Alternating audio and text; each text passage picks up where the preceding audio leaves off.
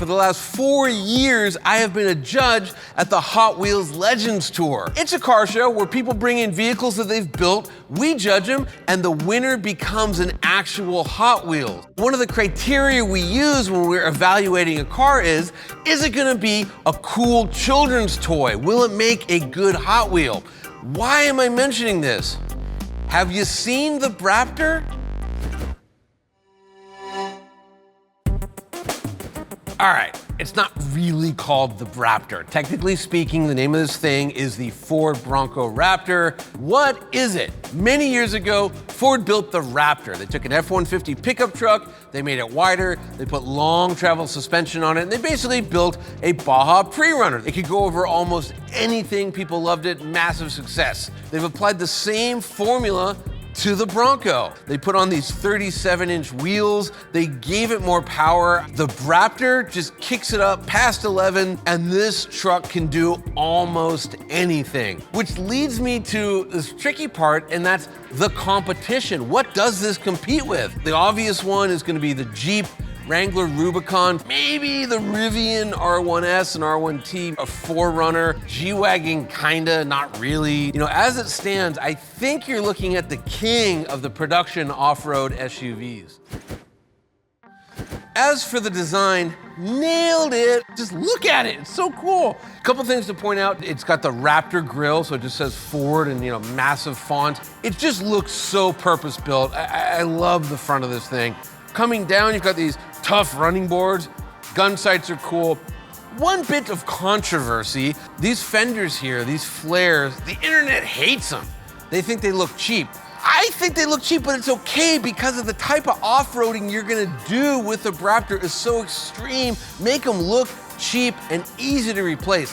When you get out back, they have a 37-inch tire on a wheel carrier with a Chimsel, that's the third brake light, and a backup camera. Like only a factory is gonna be able to do this. The best way I can end this is by saying that if I were judging, I would vote for this to become a Hot Wheels.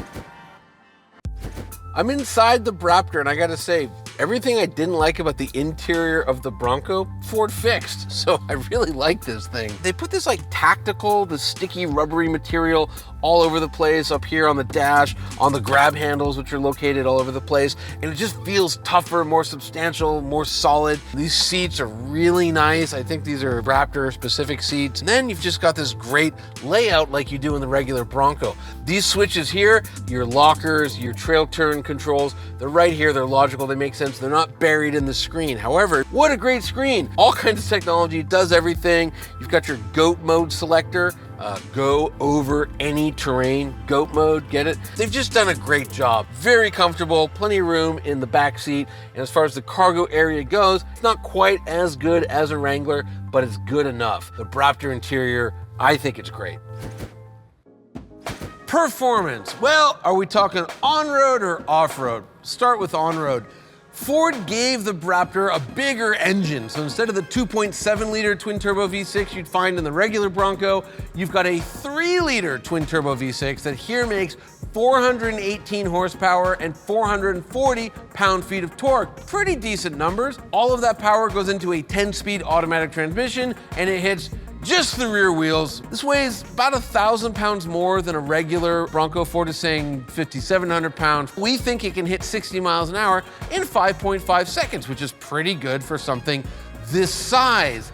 Fuel economy, it's rated at 15 miles per gallon city, 16 on the highway. I saw about 11.7, and that was after a lot of freeway driving, so not very efficient. But that's on-road. All that matters is off-road, and I can't really explain how capable this thing is, but I believe this vehicle, performance-wise, is the king of the production off-road vehicles for now. Safety. We don't know because nobody has crash tested a Raptor. NHTSA did crash test a regular Bronco, but remember that's a very different vehicle. It gets a 3-star rollover rating. As far as standard active safety features go, this thing comes with a lot. Blind spot monitoring, rear cross traffic alerts, emergency lane keeping assist. It also has some optional stuff like adaptive cruise control and evasive steering.